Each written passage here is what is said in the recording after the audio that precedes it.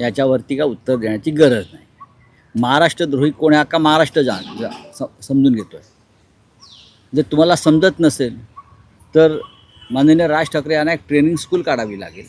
आणि राज ठाकरे फार सुज्ञ नेते आहेत, त्यांनाही माहिती आहे महाराष्ट्रद्रोही कोण. महाराष्ट्रद्रोही कोण हे राज ठाकरे साहेबांनाही माहिती आहे आणि उद्धवजींनाही माहिती आहे. आणि जर काही लोकांना माहीत नसतील आणि ते ह्या चांगल्या कामामध्ये अडथळे निर्माण करत असतील तर ते परत ते महाराष्ट्र हिताचं नाही.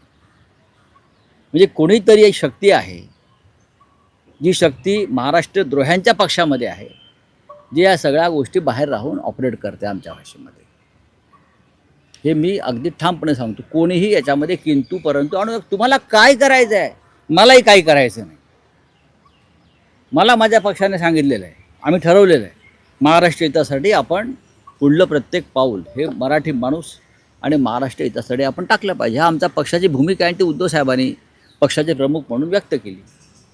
आता मनसेच्या प्रमुखांनी एक भाष्य केल्यावर त्याच्यावरती तुम्ही कशाला वाद घालताय? नका वाद घालू. असा वाद घालणं हे महाराष्ट्रद्रोह्यांच्या पथ्यावर पडेल, हे लक्षात घ्या. माननीय उद्धव साहेबांनी कोणतीही अट आणि शर्त ठेवली नाही. फक्त महाराष्ट्र हित याला सर्वोच्च प्राधान्य आणि महाराष्ट्र हिताच्या शत्रूंबरोबर यापुढे आम्ही हातमिळवणी करणार नाही, बस. पण दक्षिणेतले जे पक्ष आहेत ते निवडणुका मात्र वेगवेगळ्या लढवतात, त्यांचा प्रश्न AIADMK, पण ते स्थानिक प्रश्नांवर एकत्र असतात. तर असं म्हटलं जातं आहे अमित शहा किंवा भाजपनं तामिळनाडूच्या विरुद्ध भूमिका घेतलेली आहे, त्यांच्या जे काही भूमिका आहेत. पण त्या तामिळनाडू द्रोह्यांबरोबर अण्णा द्रमुक गेला ना. तामिळनाडूच्या अस्मितेच्या विरोधामध्ये अमित शहा सातत्यानं काम करत आहेत. पण तेच अमित शहा आज अण्णा द्रमुक पक्ष AIADMK एकत्र आहेत. त्याच्यामुळे तिकडे सुद्धा तो झगडा होणारच आहे. पण शिवसेनेला आमच्यासारख्या लोकांना कोणीही राजकारण शिकवू नये. नाही, पण गरज भासली तर शिवाजी पार्कमधल्या कॅफेत संजय राऊत जाऊन राज ठाकरेंशी चर्चा करणार का? कारण तुम्ही सतत कॅफे हा उल्लेख केला राज ठाकरेंच्या शिवतीर्थ, म्हणून हा तुम्हाला काय वाटतं की राज साहेबांशी आम्ही ठाकरेंशी बोलत नाही का? कॅफेत जाणार का नाही जाणार? एक लक्षात घ्या, राज ठाकरेंचे आणि आमचे संबंध का आता जे आहेत का, दोन भाऊच आहेत. बघा, उद्धवजी आणि राज ठाकरे हे भाऊच आहेत ना. कौटुंबिक कार्यक्रमांना एकत्र येतात, भेटतात, बसतात, बोलतात. पाहिलंय ना आपण. ते तुम्हाला नको आहे का? तुम्हाला का अडचण आहे का? तुमचा TRP कमी होणार आहे का त्याच्यामुळे? नाही ना. माझं तर म्हणजे माझ्या आयुष्याची उमेदीची वर्ष त्यांच्याबरोबर गेलेली आहेत. हे काय आम्ही विसरू शकतो? ते विसरू शकणार नाही. बघा, एकनाथ शिंदेंचा संताप होऊ शकतो, देवेंद्र फडणवीस हा संताप दाखवणार नाहीत, पण आतून त्यांचं पोटात ढवळाढवळ सुरू होऊ शकते. पण त्यांनी तर असं म्हटलं की दोन भाऊ एकत्र येणार असतील तर आनंद आहे. भाजपचा आनंद हा किती खोटा असतोय आम्हाला माहिती आहे. ते आनंद पोटात माझ्या मावेना हे असं त्यांचं जरी असलं तरी त्यांच्या पोटात आणि बघा, मी ओळखतो सगळ्यांना ओळखतो.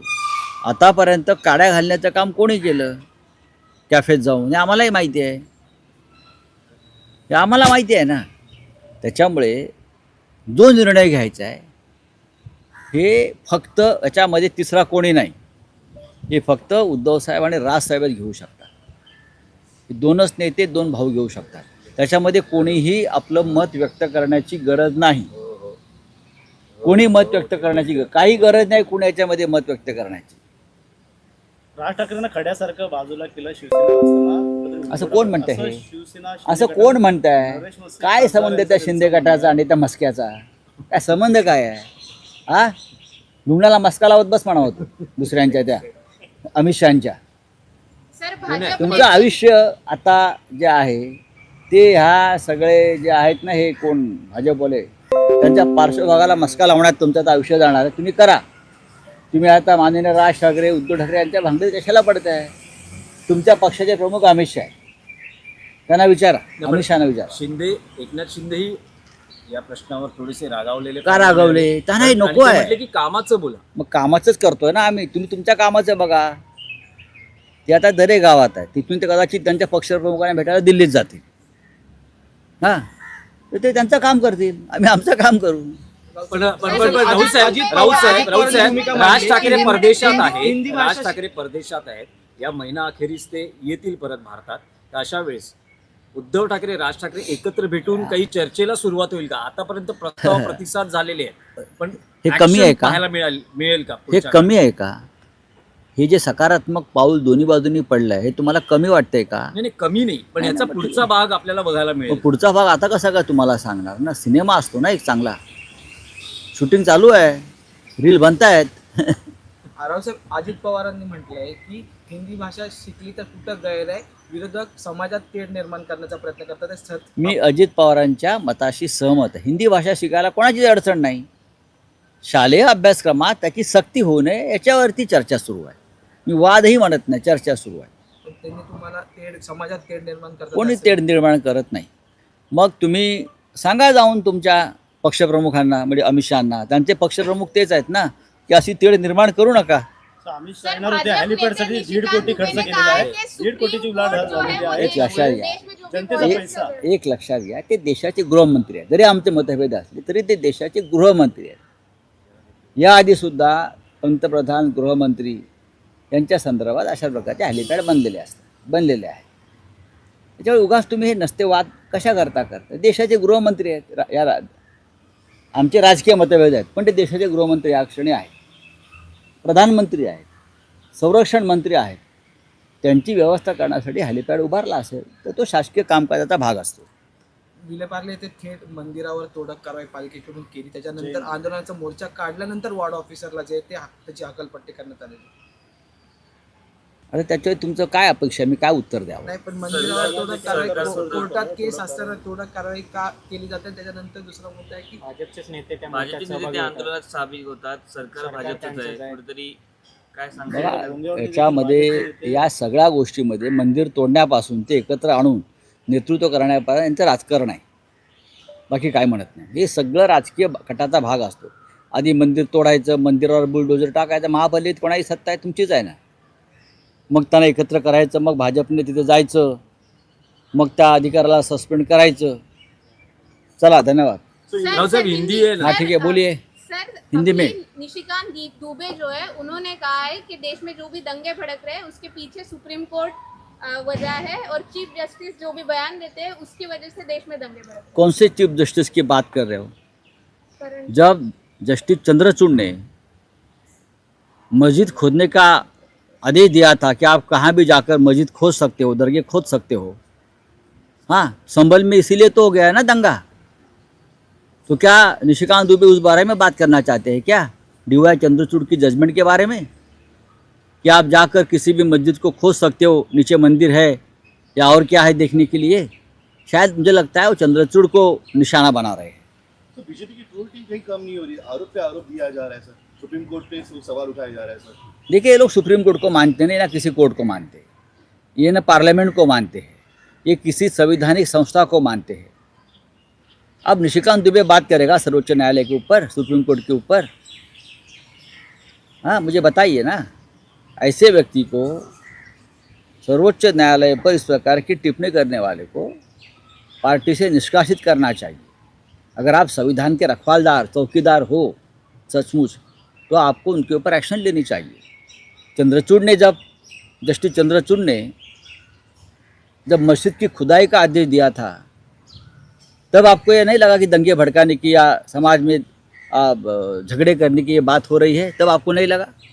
संभल में 7 लोग मर गए, और जगह पे लोग मर गए, तब आपको ये नहीं लगा कि सुप्रीम कोर्ट अपनी हद पार कर रही है? तब नहीं लगा ना. जब महाराष्ट्र के गैरकानूनी सरकार को प्रोटेक्शन दिया जस्टिस चंद्रचूड़ ने, अनुच्छेद 10 को आंखों के सामने टूटते हुए देखा है, तब नहीं लगा है लोगों को कि सुप्रीम कोर्ट अपनी हद पार कर रही है? सर, राज ठाकरे ने एक कदम आगे बढ़ाया, आपने भी एक कदम आगे बढ़ाया, लेकिन अब मनसे के कुछ नेता है जो देखिए, कहते हैं मनसे कि के आपने कुछ terms and condition Raj Thackeray ji और उद्धव ठाकरे जी दोनों भाई हैं, दोनों भाई हैं. हम सालों साल एक साथ रहे हैं, आज भी हमारा वो रिश्ता कायम है भाई का. मित्रों का वो रिश्ता आज भी हमारा कायम है, वो टूटा नहीं है। अगर कोई दूसरा व्यक्ति बात करती है तो अपने पार्टी चीफ से पूछ लीजिए कि जो मैं बोल रहा हूँ ये सही है या नहीं है। दोनों भाई तय करेंगे। और हमने उद्धव जी की बात मानी है कि महाराष्ट्र के हित के लिए हमको अगर एक साथ आना पड़े तो हम हमारे जो भी मतभेद है वो हम भूल सकते हैं। नहीं, Thank you. उन्होंने कहा है कि टर्म्स एंड कंडीशन पे There is- नहीं हो सकती। There is Terms no and condition terms पे- एंड कोई टर्म्स एंड कंडीशन की बात उद्धव ठाकरे साहब ने नहीं की है। आप समझ इतने उद्धव जी ने क्या कहा है, कुछ राजनीतिक दल ऐसे हैं जो सत्ता पार्टी में है, वो अपने आप को महाराष्ट्र के बहुत बड़े हितकारी समझते हैं, लेकिन वो महाराष्ट्र के शत्रु है, दुश्मन है, वो महाराष्ट्र तोड़ना चाहते हैं, मराठी स्वाभिमान पर हमला करना चाहते हैं। बालासाहेब ठाकरे जी की शिवसेना इसलिए तोड़ी कि महाराष्ट्र स्वाभिमान को ख़त्म करे। ऐसी किसी भी राजनीतिक दल के साथ हमारा संबंध नहीं होना चाहिए, तभी हम सच्चे महाराष्ट्र भक्त बन सकते हैं। और ये कोई कंडीशन नहीं है ना, ये हमारे राज्य के लोगों की भावना है, यही व्यक्त किया और क्या है। गठबंधन का अगला पार्ट कब दिखाई देगा? क्योंकि उनको ईडी सीडी इनके सामने जाना पड़ेगा, साथ ही साथ आपको अपनी सहयोगी पार्टी के साथ उनके सम्मान से एक जगह बनानी पड़ेगी। ये चैलेंज नहीं हो सकता सर? एक बड़ा कोई चैलेंज नहीं। सर डिक्टेटरशिप जो है इस देश में चल रही है और महाराष्ट्र में जिस प्रकार का राज चल रहा है उसके खिलाफ ज़्यादा से ज़्यादा लोग एक साथ आना जरूरी है। राउत साहब, गठबंधन का अगला पार्ट कब दिखाई देगा? राज ठाकरे उद्धव अब तक गठबंधन की का घोषणा नहीं हुई, अब तक सिर्फ इमोशनल टॉक चल रहा है।